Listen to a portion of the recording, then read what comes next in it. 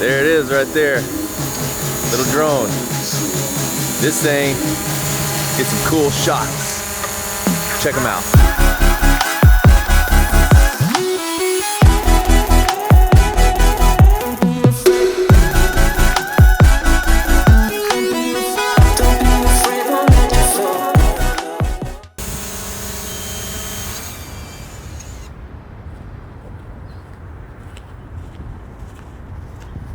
Good morning, it's 8.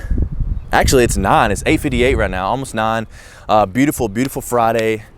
Life is good, man. Life is good. I'm over here by the beach. It's sunny. I'm trying to get a tan on my white boy body. Today's Fitness Friday, I'm gonna cover how to increase your run or how to decrease your run time. So how to run faster, basically. So when I was in college, a little background story. I like putting in these background stories. When I was in college, my college professor, Bob English, he always used to tell us, eat the elephant one bite at a time. And I kind of applied this to when I was in depth to increase my run time. So one bite at a time. You have to run 1.5 miles.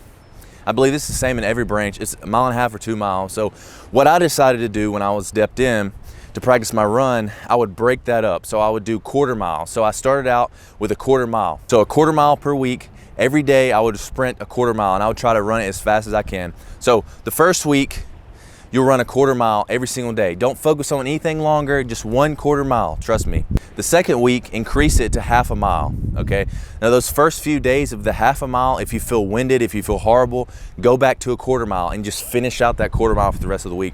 This is gonna help your endurance. Plus, when you slowly start increasing your work time, this is basically like progressive overload for running. When you slowly start increasing your run time, this is gonna allow your body to adapt better. Third week, 3/4 mile. And if you're sprinting, you know, if you find yourself stuck, if your body's not adapting to these increments, go back one, scale it back one. So 1/4 mile, second week, you'll run a 1/2 mile every single day. Third week, you'll run a 3/4 mile every single day. That fourth week is when you'll work yourself up to a mile. You shouldn't be focused on anything else for running except these goals right here. Don't say, oh, I have to run 1.5 miles. Why am I running a 1/4 mile? Just trust me, you're building yourself up and you're building your stamina and your endurance.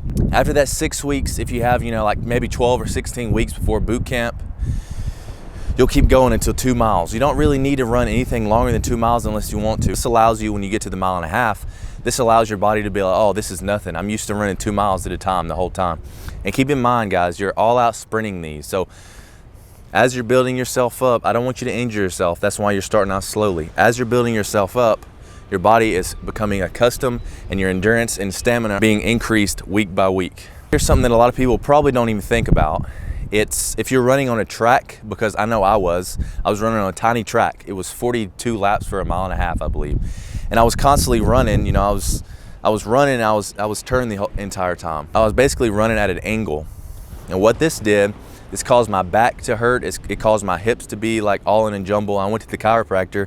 The first thing he said is, you're running on a track, aren't you? And I was like, yeah, how'd you know that? He said, because a lot of people run on tracks and they don't realize that they're running so much, they're running at an angle. He said, so if you're running on a track, run 1.5 miles clockwise, 1.5 miles counterclockwise.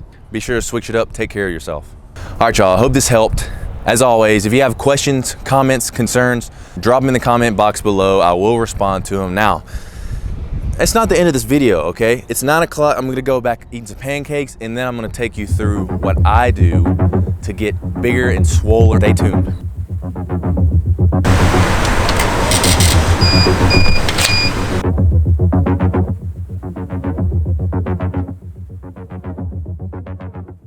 So I usually have been switching it up. I usually work my full legs in one day, but I've recently been working quad and abs and then back, hamstring, and calves. So today, I'm gonna take you through a back, hamstring, and calves day. It's kind of like posterior chain, so the back of you. So let's get into it. All right, y'all, I started this workout off today with calves. Now, the reason I decided to start off with calves because it requires a little energy and it kind of primed me for the rest of my workout. It helped me get in the zone as well. I usually stick between 3 sets of 10, really squeezing at the top. You can see I'm squeezing at the top and coming all the way down. Then I went to standing. Again, 3 sets of 10 reps, really squeezing at the top and then going all the way down. Squeezing at the top, coming all the way down.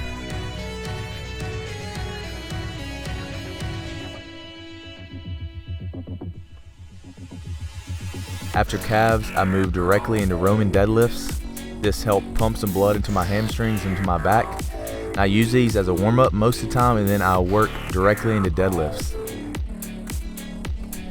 Now keep in mind, I kept these deadlifts light because today's goal was to get a lot of sets and a decently high rep range. So today I did 5 sets of 10. Now this was really the meat and potatoes of my workout. This pretty much set my back and my hamstrings on fire, as well as the glutes. When I come back on these, I really like to squeeze the back together and squeeze the lats together as well. Next, I moved on to alternate hamstring curls. Now I really like these because I can get a good squeeze in my hamstrings. You can tell I've got 2 plates, 225s on each side, which is relatively heavy. If you're not used to doing these, I would recommend starting out with less weight. Now again, on these, I just did 4 sets of 10. And after this workout, I was pretty much burnt out on my hamstrings. So next, you will see me choose the row machine, plate loaded. I don't usually opt for this machine. I usually go for more of a seated cable pulley row, but I decided to go for this one because I was working on my upper back a little more. So you can tell the way my elbows are positioned, my upper back is taking the blunt of the workout. So you can see I'm squeezing backwards and then slowly going forward and stretching, squeezing backwards, slowly going forward. On these, I did 4 sets of 10. Now you'll notice I don't really do a lot of variations in this particular workout. I just keep my sets and my reps high. Squeeze, stretch, squeeze, stretch. Next, I went for the cable pull downs. Of course, I like these because I can really control the weight and I can get a really good stretch on my lat. So you can see I'm coming back and stretching. The reason I'm leaning forward is to get a better stretch on my lats. Alright, this is probably my favorite lat finisher. These are cable pullovers. Now you can see me, it's really hurting my lats right here. I'm making it burn pretty well. The reason I like these because you can control it a lot better. Keep in mind, guys, this is not a tricep workout. I'm not bending my elbow at all. I'm coming back, I'm putting as much strain on my lats as I can, and for these I did 3 sets of 12.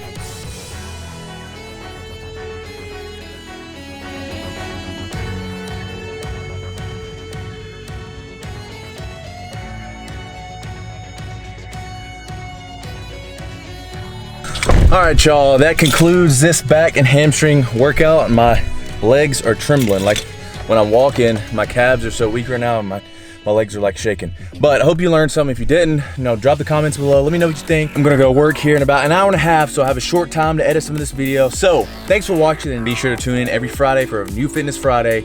And I will see y'all on the next episode.